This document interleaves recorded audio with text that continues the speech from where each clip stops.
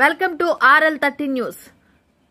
ఘనంగా ఆటపాటల మధ్య వన సంరాధన కార్యక్రమం. విజయవాడ పరిసర ప్రాంతాల్లో చిరంజీవి యువత ఇలాంటి వన సంరాధన కార్యక్రమంలో కలవడం ఎంతో సంతోషకరమని కె రాకేష్ నాథ్, శ్యామ్ ప్రసాద్, కృష్ణప్రసాద్ అన్నారు. విజయవాడ చిరంజీవి యువత ఆధ్వర్యంలో అధ్యక్షులు కె రాకేష్ నాథ్ లో నిర్వహించిన ఈ వన సంరాధన కార్యక్రమం ఎంతో వైభవంగా జరిగింది.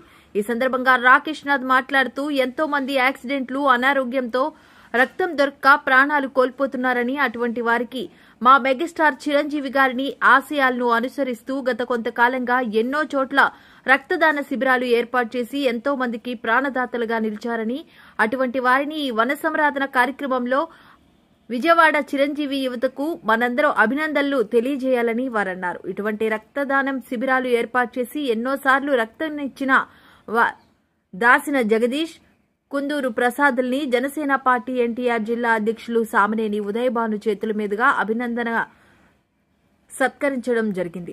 ఈ కార్యక్రమంలో ముఖ్య అతిథులు జనసేన పార్టీ ఎన్టీఆర్ జిల్లా అధ్యక్షులు సామినేని ఉదయభాను, రాష్ట్ర కార్యదర్శి అమ్మిశెట్టి వాసు, సెంట్రల్ నియోజకవర్గ ఎమ్మెల్యే బోండా ఉమామహేశ్వరరావు, తూర్పు నియోజకవర్గ MLA Gadde Rammohan Rao, సుగుణబాబు, గంపాడ Yugandhra, Maripilla Rajesh, 51వ division corporator Mahadev Appaji, చెన్న బుజ్జి, జిల్లా కిరణ్, రమణ తదితరులు పాల్గొన్నారు.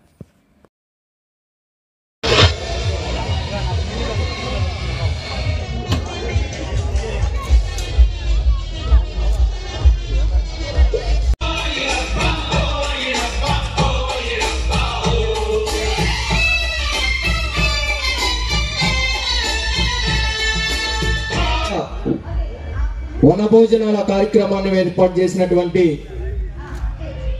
శ్యామ్ ప్రసాద్ గారికి, కృష్ణప్రసాద్ గారికి, సుగుణబాబు గారికి, రాకేష్ గారికి, ఈ మధుమస్తాన్ గారికి, శ్రీరామ్ బుజ్జి గారికి, చంటి గారికి, శేఖర్ గారికి, అందరికీ చిరంజీవి యువత ఎవరైతే ఈ ఆర్గనైజేషన్ లో ఉన్నారో ఈ కార్యక్రమానికి ప్రతి వ్యక్తికి పేరు పేరున నమస్కారాలు తెలియజేస్తా ఉన్నా. ఈరోజు చాలా గర్వంగా ఉంది. ఒక చిరంజీవి గారి అభిమానిగా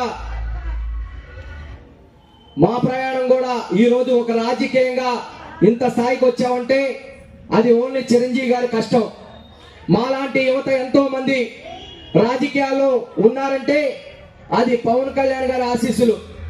మరి ఈరోజు దేశ చరిత్రలో ఒక రాజకీయ పార్టీ పెట్టి పవన్ కళ్యాణ్ గారు ఒక సామాన్యుని రాజకీయ నాయకుని చేస్తారని, ఈ రాష్ట్ర భవిష్యత్తు కోసం ఎన్నో అవమానాలు పడి మరి ఈరోజు మనకి ఉప ముఖ్యమంత్రిగా ఉండి ఈ రాష్ట్రానికి ఎన్నో సేవలు అందిస్తున్నటువంటి పవన్ కళ్యాణ్ గారు కూడా చిరంజీవి గారి తమ్ముడు.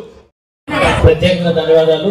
ఎందుకంటే ఇలాంటి ఈవెంట్ చేయాలంటే చాలా కష్టం, ఎంతో గట్స్ ఉండాలి. ఎందుకంటే అందరినీ సమన్వయం చేసుకొని అందరినీ ఒక స్టేజ్ ఎక్కించేటప్పుడు జాగ్రత్తగా ప్రతి ఒక్కరిని బ్యాలెన్స్ చేసుకుంటూ చేయడం అనేది ఇలాంటి కార్యక్రమాలు. ఎందుకంటే మేము స్టూడెంట్గా ఉన్నప్పటి నుంచి ఆర్గనైజేషన్స్లో ఉండడం వల్ల ఇలాంటి అన్నీ ఉంటాయి.